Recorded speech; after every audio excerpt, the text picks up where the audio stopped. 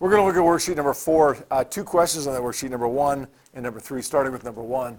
Number 1 says a 1,000-kilogram car traveling south at 20 meters per second collides with another car traveling east at 20 meters per second.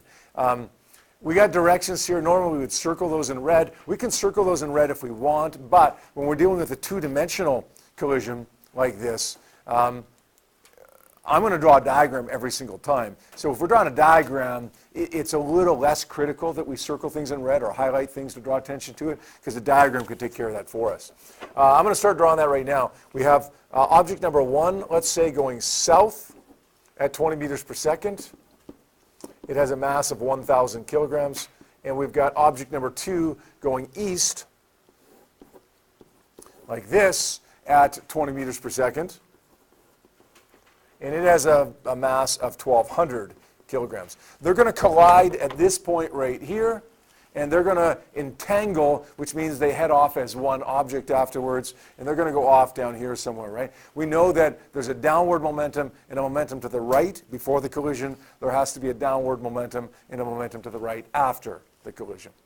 We want to find the velocity of the combined wreckage after the collision. So we don't have any funny angles here, right? We're just going to break this up into an x component and a y component. We say pi is equal to pf for both x and y. We're going to say m1 v1i plus m2 v2i, because we have two objects, equals m total times vf. This is exactly the same so far as what we would do if we had a simple, it's all relative, one-dimensional collision that we've been dealing with for a couple of days here now. M1 V1I, what's the value? Yep, Daniel? 0. Good. I'm going to cross that off. Some of you may have just written in 0 instead of writing that term in, and that would be fine, right? We know that it's 0 because, yep, good. It's all on the y-axis. We're dealing with just x, and that's all on the y-axis. There is no x component to that. M2 is 1,200 kilograms. Here, let's write in, I'm just going to write in 0 there just as a little spacer to remind me that we're dealing with two objects there. But it's okay if you don't write the 0 in there, if you just skip that term entirely. M2 is 1,200 kilograms times V2I is 20 meters per second. The total mass here is 2,200 kilograms times VF. Solve for VF here, and it works out to be, I got 10.909 meters per second. Agree? Okay, what did I just find? I just found this, the x component of the final velocity. Notice that momentum is conserved on the x-axis. Is velocity conserved on the x-axis? The velocity was 20, now it's 10. Is velocity conserved? No, absolutely not. There's no such thing as the law of conservation of velocity. It's the law of conservation of momentum. Let's deal with the y-axis now. Once again, pi is equal to pf. Once again, m1 v1i plus m2 v2i equals the total mass, because they stick together, times vf. m1 v1i, this time it's 1,000 times, anybody? Negative 20. We got to include it this time. We didn't last time because it was all on the y-axis. We have to include it this time because we're dealing with the y-axis. Why do we make it negative? Because it's going downwards, right? This is 0 because v2i is, although it's 20 meters per second, it's all on the x-axis, and we're dealing with y here. The total mass is, well, again, 2,200 times vf. We solve for vf there, and it works out to be, for the y-axis, negative 9.0909 meters per second. So what have we just found? This, the y component of the final velocity. How do we combine those? I've kind of got a vector diagram drawn already, right? I'm gonna draw it over here. Okay, 10.909, just so it's not so cluttered over here. 9.0909, and the resultant vector is going to go down here. We'll solve for v, or the resultant vector there, we'll solve for theta as well. How do you solve for v? Yep.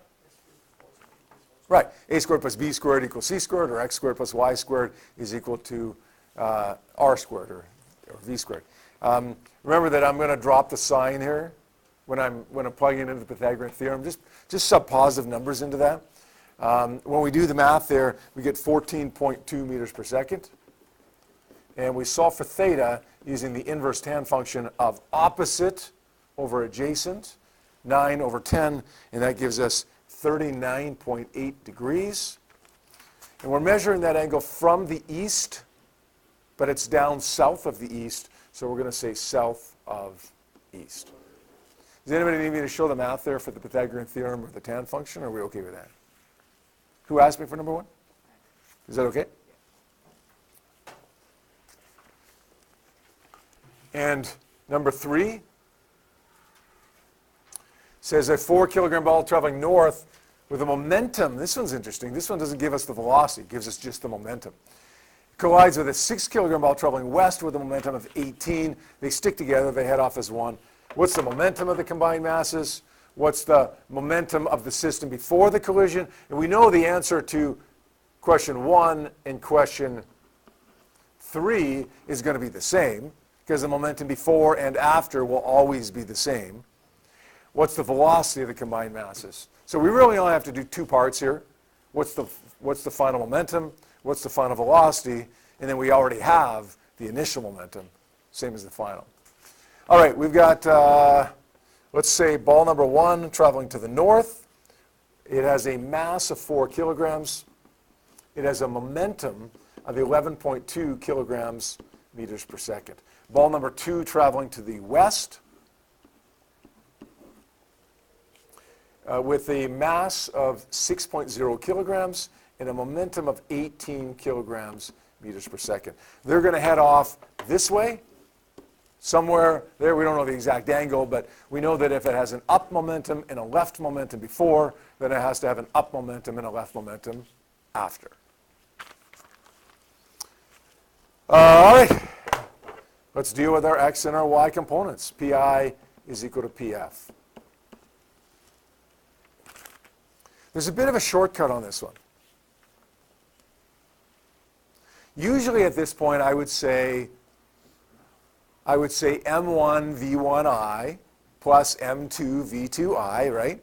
2 terms because there's 2 objects equals mt times vf, right?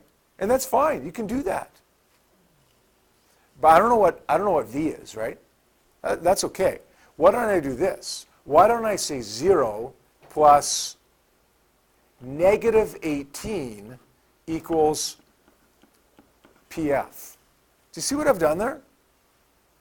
I gave you in this question the momentum. When we say m1 v1i plus m2 v2i, we say that so that we can calculate the momentum. We have the momentum here. Not the total, but we've got components of it, right? Now, if you don't like that, then you could, for each of these, solve for velocity using v is equal to p over m, and then do it the way that we did question number 1. But what do you think you'd get when you solve for velocity and then turned around and said m1 v1i plus m2 v2i? Like 18, right? So I'm just going to say Pf is equal to negative 18 kilograms meters per second. We can do this given the velocity of each vector, or we can do it using the momentum of each vector. It doesn't really matter. In this case, since we have the momentum, it ends up saving us a little bit of time to do that. Y component, once again, Pi equals Pf. We could say m1 v1i plus m2 v2i and do it that way, or why don't we just do 11.2 plus 0, 11.2 because it's all on the y-axis, 0 because none of it is on the y-axis, equals Pf.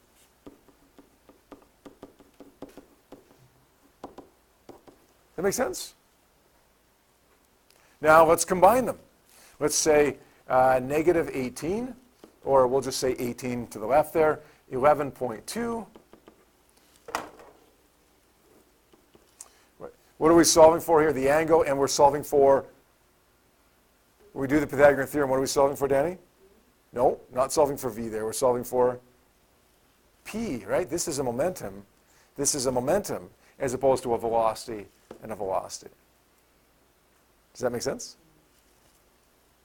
When we do that, using the Pythagorean theorem, we end up getting for the momentum 21.2 kilograms meters per second. And the angle works out to be the inverse tan of opposite over adjacent. 11.2 over 18 gives me 31.9 degrees north of west. We're measuring that angle from the west, and then it goes north from the west. There's the final momentum. Guess what? It's also the initial momentum. And if you want to find the velocity, well, the angle is going to be the same. The velocity is just simply going to be p over m. 21.2 kilograms divided by 21.2 kilograms meters per second divided by 10 kilograms gives me 2.12 meters per second at 31.9 degrees north of west. Does that make sense? What if this question, here's one for you. What if this question asked you not for the momentum of the combined masses afterwards? What if it asked you not for the velocity? What if it just asked you for the momentum of the system before the collision? What would you do? I would just calculate the momentum of the system after the collision. Okay, good. So do exactly what we just did, and then say, well, that's the same as the momentum before. Does that work? Yeah. Absolutely. Absolutely. Now, you could, if you kind of spot this, do something a little bit different there. Maybe a little bit of a shortcut. Some people might say, this would be wrong, by the way, so don't write this down. Some people might say the momentum before the collision, without doing all this, the momentum before the collision is, what, 29.2? Because they added this and this, right? That's wrong. How come? You've got two different directions here. You can't just add them as positive values like that. Like you can't even say 11.2 plus negative 18 because like you have to add them vectorially. What you could do is say the momentum before the collision is equal to 11.2. Here, let's do it the other way. It's equal to 18 plus 11.2 and use the Pythagorean theorem, right? So you could avoid using the law of conservation of momentum to solve for the momentum before the collision, right? Since we have the nice components there already, we could just say P is equal to the square root of so on.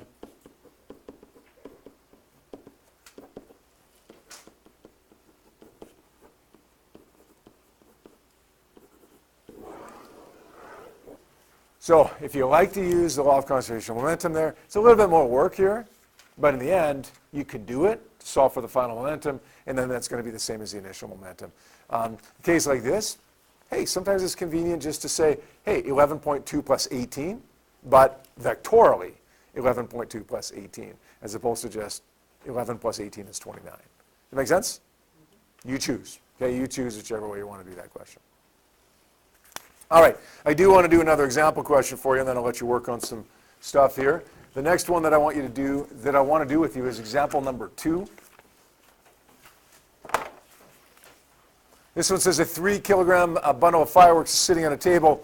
It explodes into 3 pieces. The first piece of mass, 1.2 kilograms, goes directly north at 120. The second piece goes at 30 degrees south of east. Where's the third piece go? Here's the explosion point of my fireworks bundle. I'm going to draw a picture of this. We know this is 2 dimensions, right? So we always draw a picture when it's 2 dimensions. It explodes into 3 pieces. The first piece goes north, so we'll call that piece number 1. It's a velocity of 1.2 meters per second and a mass of 1.2 kilograms. The second piece goes south of east.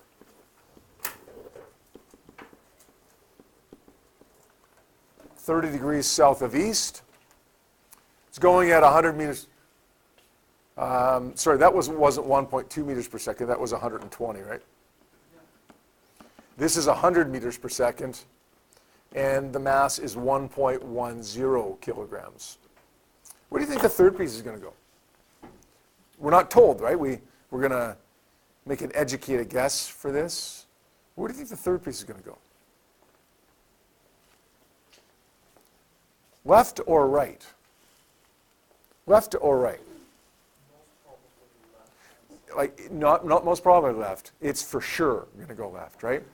We have a right momentum. Like, we have zero momentum before this explosion takes place, right? Afterwards, we have a right. Well, then we must therefore have a left to counter that. So we know it's going to go left. Up or down? Probably down. We don't know that one for sure. The reason we don't know that one for sure is because before, it's zero momentum. After, it's got to be zero. We have an up and a down already. Okay, it depends upon which one is bigger, which way the third one is going to go. We know it's going to go left. I'm going to guess it's going to go down. In the end, if I drew this slightly wrong, that red one slightly wrong, that's okay. We draw that to help us to visualize this. It's critical that we get the other two drawn correctly, but the one we're trying to find, if we draw it wrong, it's not the end of the world. What's the mass of the third one?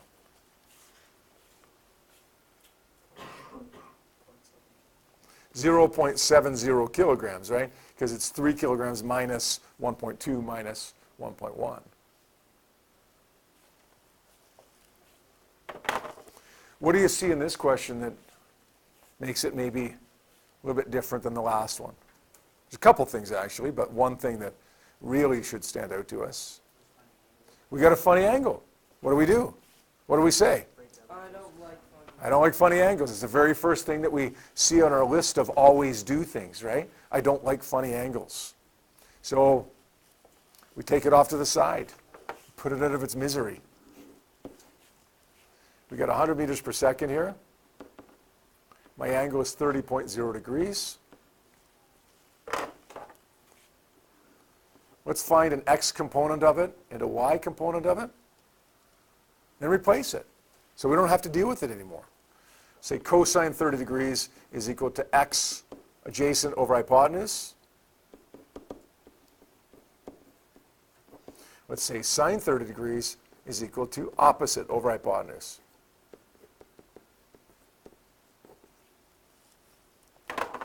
And then I like to just kind of box it off, separate it, keep it separate from the rest of my work, because that's what kind of is different about this question. So if it's different than some of the other ones, then let's just put it off to the side.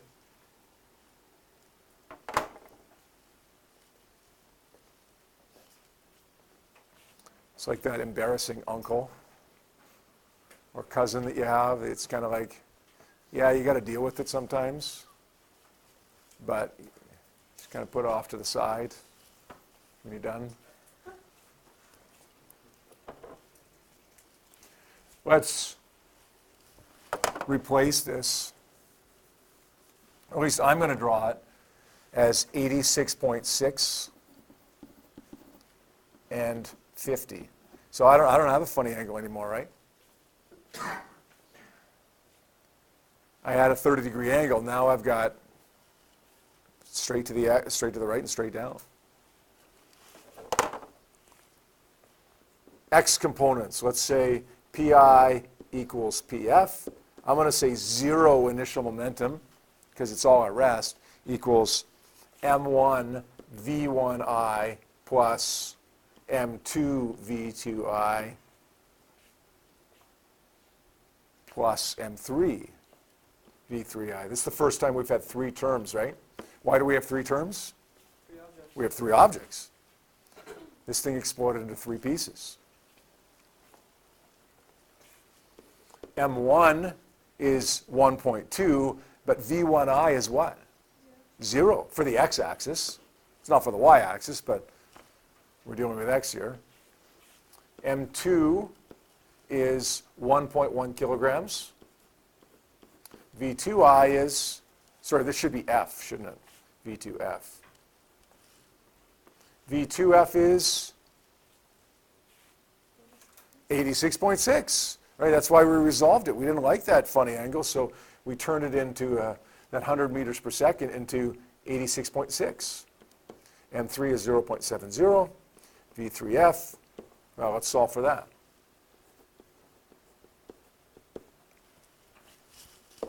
We get negative 136.09. Now the y component, 0 is equal to M1 V1F plus M2 V2F plus M3 V3F again. 1.2 kilograms. What's V1F? Matthew, what's V1F? For the y component?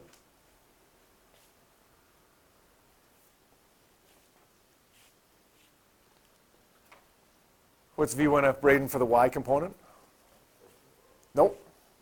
V1F for the y component? 120. M2 is 1.1 kilograms. What's V2F for the y component, Matthew? Almost. No, you're closer. You're getting colder now. You were really, really, really warm the first time. Emily? I thought your hand was going up there. Was your hand going up? No? What was wrong about what he just said? He said 50. It's negative 50, right? 50, negative 50 because it's going down. M3 is 0.70. We solve for V3F here. When we do, I get 127, negative 127.143. Is that good? Now what do you do with it? Yep. Yeah. Draw a vector diagram, and then with your vector diagram, do the Pythagorean theorem. It's important to draw that vector diagram so that we can get the angle correct. Okay, if we just do the Pythagorean theorem from here, we're going to get the magnitude right, but we're going to get the direction probably not right. So let's label 136. Hey, by the way, were we right that it went to the left? We predicted that it was going to go to the left here. Did it go to the left? Absolutely, because it's negative 136. We predicted that it was going to go downward. Did it go downward? Yeah, because it's negative 127. So we were right. But even if we weren't, it's not the end of the world. This is what we're solving for here now. We use the Pythagorean theorem. 127 squared plus 136.09 squared. Let's square root that. 186. How many digits should it be here? 3 digits. You got 186 meters per second at an angle of, we're going to say the inverse tan of opposite over adjacent.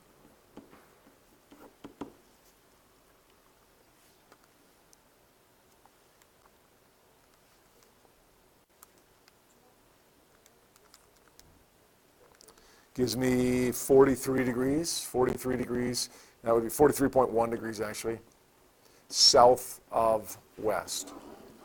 Because we're measuring it from the west, but south from the west. What's different about this question? I'm not going to ask you what's the same about this question, because pretty much everything is the same. What's different about it? 2 things. 1, okay, 3 things. 1, there's 3 objects instead of, usually we're dealing with 2 objects, right? Okay, that's 1 thing.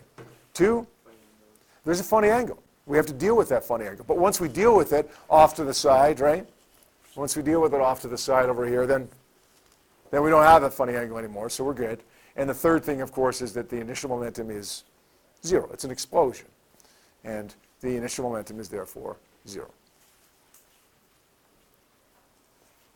I'm going to ask you now and for homework tonight to take a look at the worksheet that you were working on, number 4, and ask you to do questions 4, 5, and 6.